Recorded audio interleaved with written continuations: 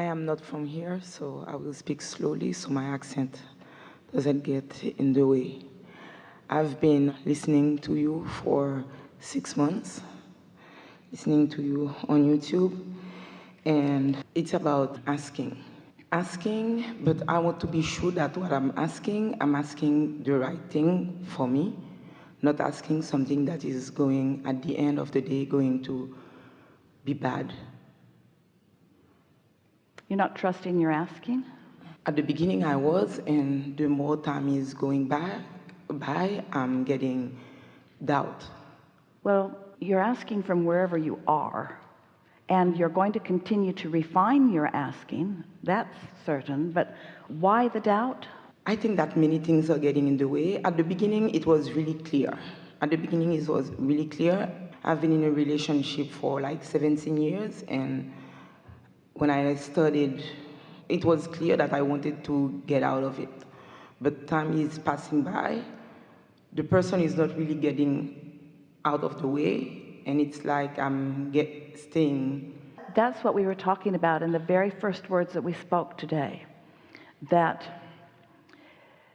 when what you're living is different than what you believe you are asking for, your attention on what you've got keeps it from changing, because you're broadcasting based upon what you're giving your attention to.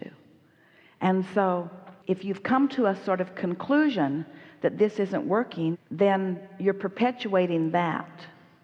So you have to find some way of seeing it more as you want it to be. So we know what you are really reaching for. We're going to ask you to speak it here in a moment. But what you're doing is what a lot of people do. You're trying to define the specific actions that you think must take place in order to get what you are wanting. And we want you to just for a moment focus upon the essence of what you're wanting. So what is it you're really looking for in the releasing of this relationship? What is the feeling that you want? Love, you know. And freedom, and greater ease. I'm sorry. It's all right. It's a nice thing to notice that when we ask you with our laser, I can feel it. when we ask you what it is that you want, because we shine a light on what you want, where you are in comparison with what you want, you feel it in a stronger way, don't you? But in a moment of really knowing what you don't want, you are able to more clearly speak about what you do want. Yes? I know clearly what I want, and I wrote it last night. Speak it. I write it all the time, and it's clear. And I know that I want, you know, that kind of love that sweep you off your feet, that makes you feel in peace, that makes you feel yes, we do. Good with yourself. Yes, and we do. You don't have to be a certain way, you just have to be the person that you are. Would it trouble you if we said to you, but you're looking for that love in all the wrong places? You're looking at it through an individual instead of going directly to the source who is flowing it to you. And that feeling of being in love with a person or being loved by a person is you just giving that person credit for your alignment. I don't want to be in love with that person. We know that. Okay, I'm no longer in love. But you want to replace that person with one that'll work out better. Yes. And we don't want you to replace that person with a person. Okay. We want you to find connection, and then from that connection, the person will come.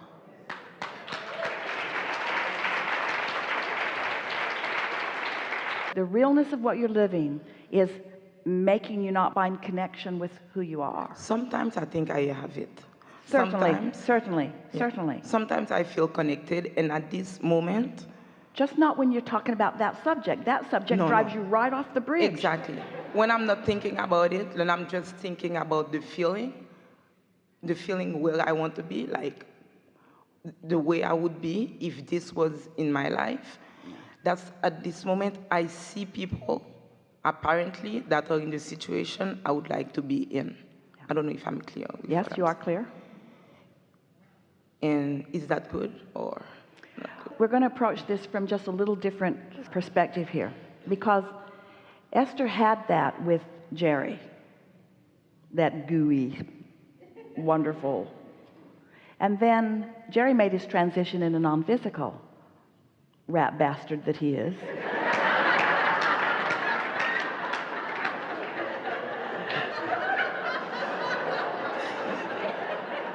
Well, we just said that to emphasize that Esther did not think that that was a good idea whatsoever.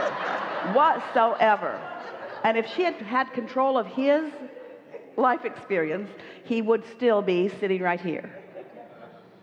So, Esther had experienced it, and she related that wonderful experience of being loved and being in love with this person.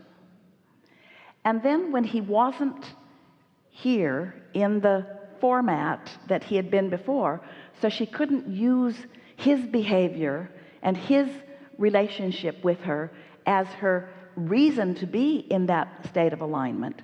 She had to find that state of alignment another way, and she didn't find it by looking for another person to replace that.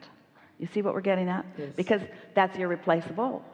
But she did find her alignment, and that feeling of well-being, and that feeling of love, and that feeling of beauty in the world, and it all came back to her. And it was surprising to her because she had related all of that wonderfulness to that relationship, and that's not where it is. It's nice if someone behaves in a way that it makes it easy for you not to lose your connection, but we don't want you to need another person for it to be there. You can accomplish it. Now, we have to say, it was actually easier for Esther to accomplish it in the absence of what she had lived with and loved so much for so long than it is for you to live in the presence of something that feels the opposite of that. But it's not so different, is it? Because what you're reaching for, what you want to find, is connection to source. So the way it goes with most people is, if you behave in these ways, then I will feel loved, and in feeling loved I'll be in alignment. And we say, no, it's the other way. It's that in alignment I will find love. In alignment, then I find love. And there are so many ways, you do it so often, to find that alignment, that sometimes, now we know that you've decided that this is not where you want it to play out, and we are not in any way encouraging or pushing for any of that. But we do want to say that once you find that alignment, it will show up for you quickly. Once you find it and sustain it, it must come. No one has ever wanted anything more than you want this. We can feel the intensity with which you want it. And when you want something as much as you want that, it doesn't take very much allowing for you to catch a glimpse, and then another glimpse, and then another glimpse, and then another glimpse, and then another glimpse. And before long, you're on that path of unfolding, you see.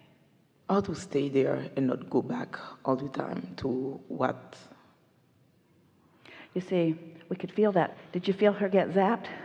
And did you feel her find her alignment? And you clicked right into it easily, you see. And so then we just paused for a moment, and you were wise enough not to take another run at it, because right now you're feeling the very thing that you're wanting to feel. And but what you're saying, we want to amplify what you're saying because it is so good. This alignment, this receptive mode, is delicious. It is intertwining with source. It's allowing your inner being to be with you in the moment and feel the fullness of everything, even what we were describing as with the deliciousness of food on your tongue. It's a lovely, lovely, lovely, lovely thing to be in alignment with source energy. But when you sustain that and those thoughts turn to things, we're with you. Those things are definably more. And what we mean by this is, you all are here as masters of creation here in physical form. And in no way are we trying to get you to be in love with the absence of a lover. We want that lover to come to you. We're just telling you what's got to come first. And once that lover comes, you're going to like it really a lot. This is a good time for a segment of refreshment.